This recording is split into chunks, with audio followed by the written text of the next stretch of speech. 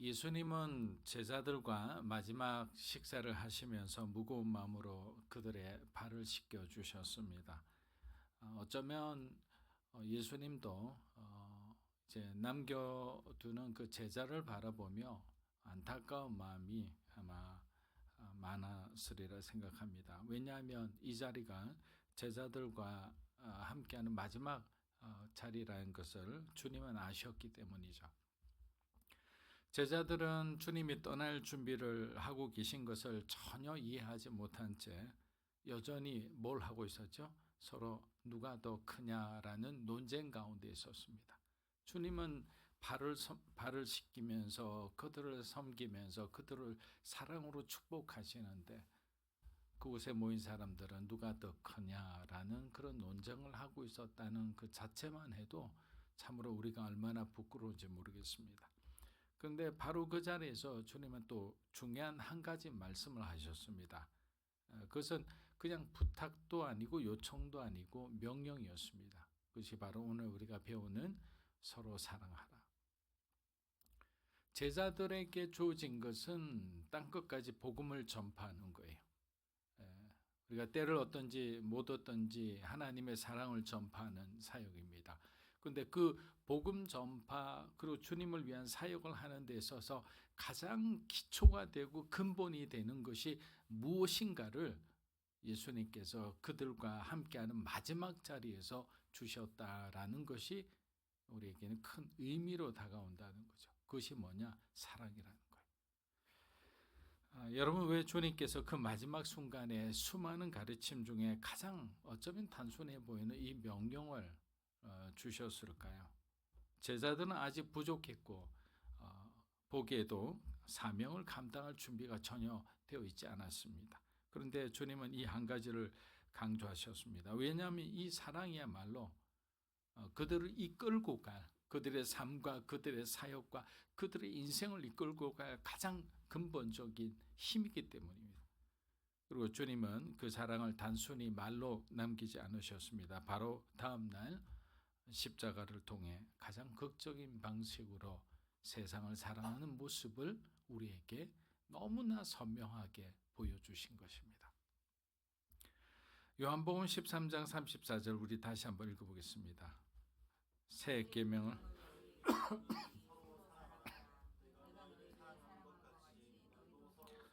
자, 예수님께서 말씀하신 내가 너희를 사랑한 것 같이라는 부분은 단순히 서로 그냥 잘 지내는 것이 아니에요.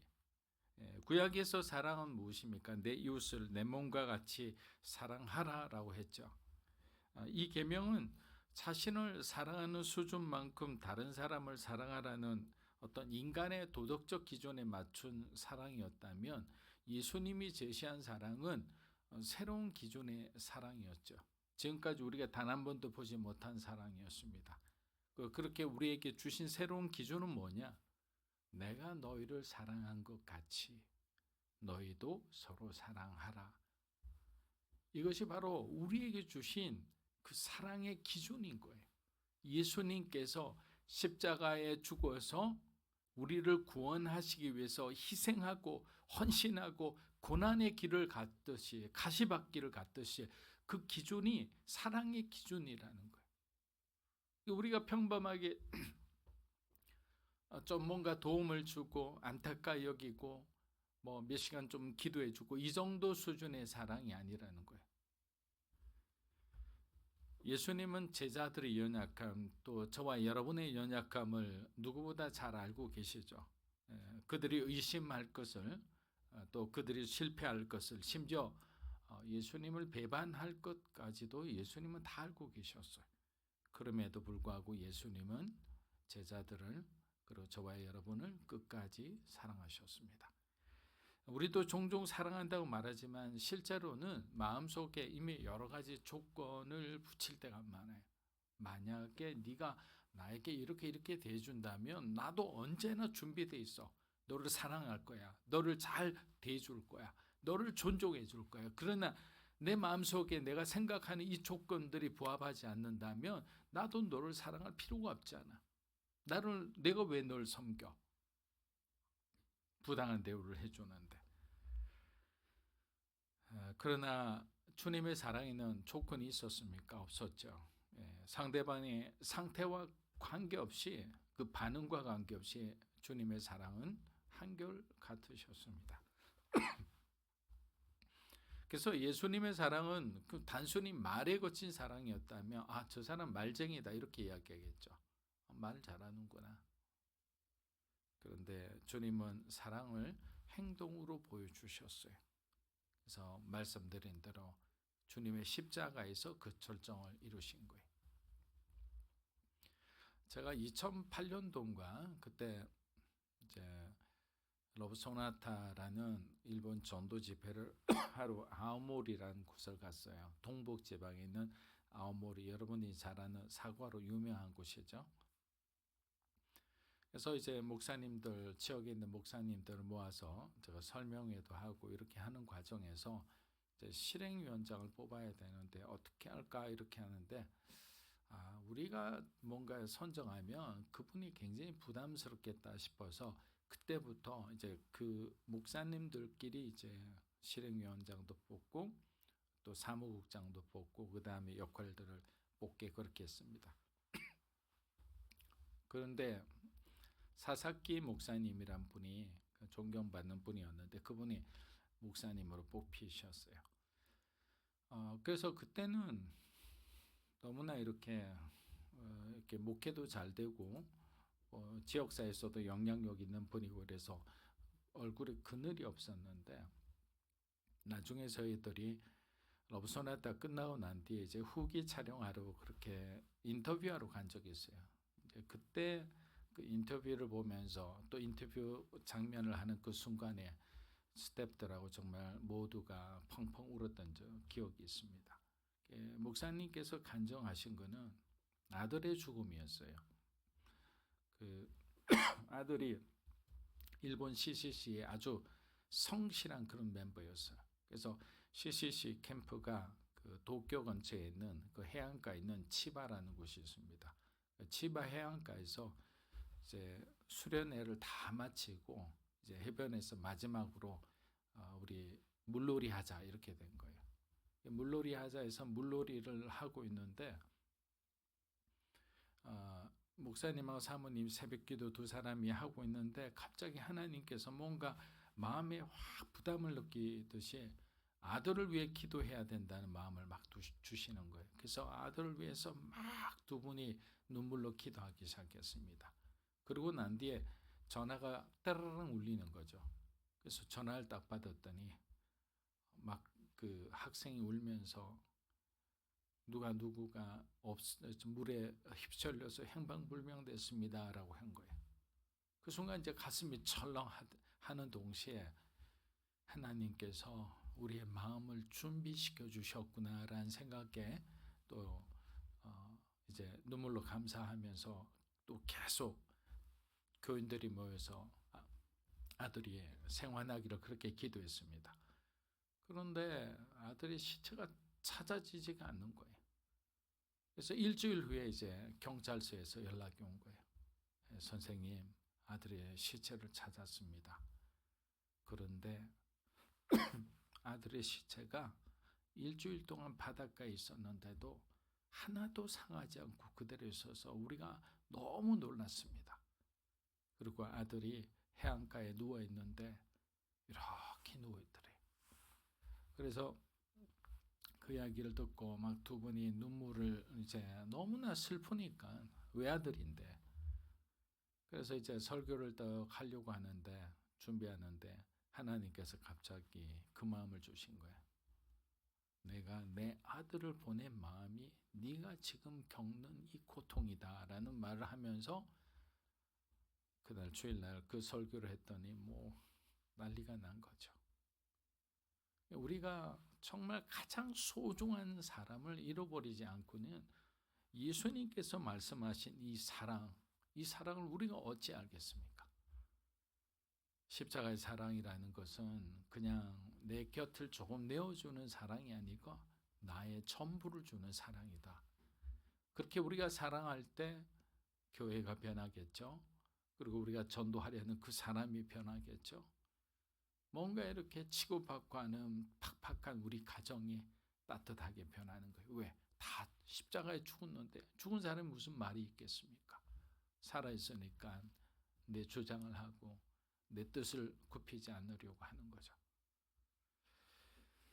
요한복음 13장 우리 53절 한번 읽어보겠습니다. 35절 읽어보겠습니다.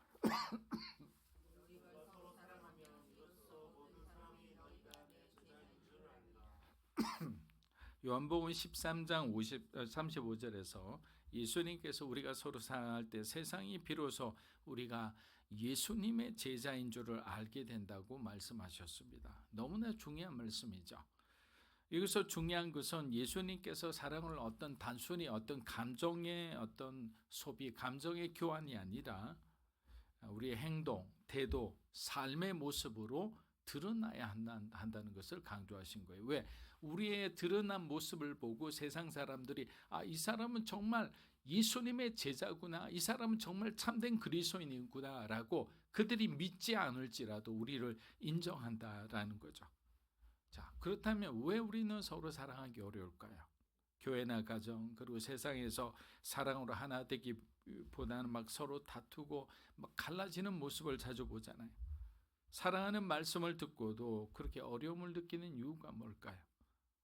첫째, 우리의 불완전함과 연약함 때문이죠. 우리 안에 있는 죄성이 있는 거죠. 사랑이 어려운 이유 중 하나는 우리가 서로의 연약함과 실수를 쉽게 받아들이지 못하기 때문에 우린 다른 사람의 단점이나 또 약점을 바라보면서 우린 실망하고 때로는 그런 어떤 것들이 계기가 돼서 관계의 단절로 가요. 친했던 친구들도 아무것도 아닌 사소한 일로 다투다가 오해가 생겨서 그냥 절교하는 경우도 비일비재하잖아요. 그래서 로마서 3장 23절에는 이렇게 말합니다. 모든 사람이 죄를 범하였음에 하나님의 영광에 이르지 못하였더니 죄를 범했다. 죄인이라는 거예요. 부패했다라는 거예요. 우리 마음의 본성이 하나님처럼 넓고 또 하나님처럼 희생적이나 헌신적이지 않다는 거죠. 사랑하는 여러분, 그래서 우리는 항상 우리 모두가 불완전한 존재임을 인정해야 하는 거예요. 그래야지 다른 사람을 우리를 사랑하듯이 바라볼 수 있는 것입니다. 둘째는 어떤 이유가 있느냐? 사랑은 우리의 시선을 나 자신에서 다른 사람으로 돌려야 한다라는 거죠. 왜? 나만 보고 있으니까 나는 나를 너무 사랑하는 거예요. 나의 것이 너무 소중한 거예요. 나의 자녀, 나의 가족, 나의 성공, 나의 명예. 그러니까 이것에 뭔가 누가 된다고 생각하는 것은 다 이렇게 내가 밖으로 내어치는 거죠.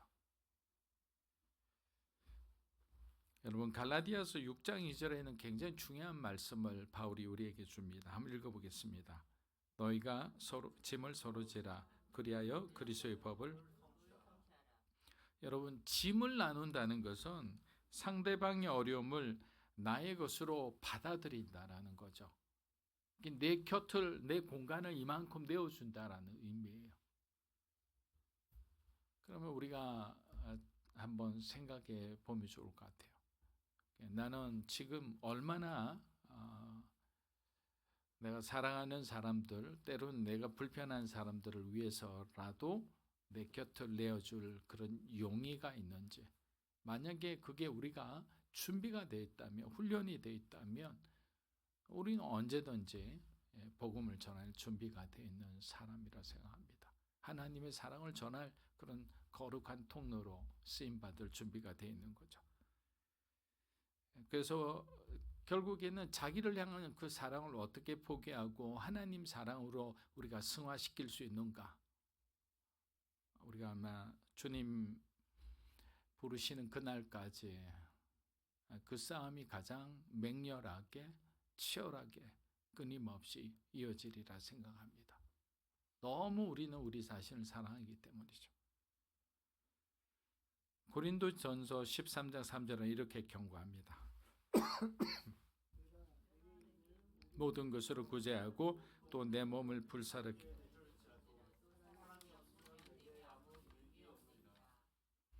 바울은 여기서 사랑이 없다는 것은 하나님의 기준에 미치지 못하다라는 것을 의미하는 거예요. 우린 열심히 사역하고 헌신하면 하나님께서 무조건 기뻐하실 거라고 착각하죠. 그러나 바울은 말합니다. 자신의 모든 것을 가난한 자에게 나눠주고 심지어 너의 몸을 불사르게 내어줄 정도로 극단적인 헌신을 하고 주변에서 다 칭찬을 받더라도 사랑이 없다면 나는 너를 인정할 수 없다라는 거예요. 하나님 앞에서 nothing, 아무것도 없다는 거예요. 그 동기가 너의 어떤 신앙의 인정을 받기 위해서 한다거나 하나님의 어떤 목적이 아니라 너의 목적을 위해서 사랑 없이 한 것은 아무것도 아니다. 이 말씀이 너무나 무서운 말씀이죠. 그래서 우리는 사랑을 이렇게 자주 표현합니다. 결단하는 거야. 선택하는 거라. 우리 의지를 들여서 선택하고 결단하는 거야. 그래서 사역할 때 한번 보세요. 뭐가 제일 어려워요? 일이 어려운 건 아니에요. 저도 온누리교회 있을 때 정말 많은 사역을 했지만 가장 힘든 거는 결국에는 내 자신과 또 다른 사람과의 관계하는 거죠. 부하 직원은 어떻게 잘 섬기며 이들이 일할 수 있도록 서로의 어떤 충돌하는 것을 잘 조정해주고 화합하게 하는 것. 또 때로는 내가 생각하는 내 주장을 자꾸만 주장하지 않고 같이 이렇게 화합할 수 있도록 나 자신을 죽여내가는 것. 이런 모든 과정이 너무 힘들어요.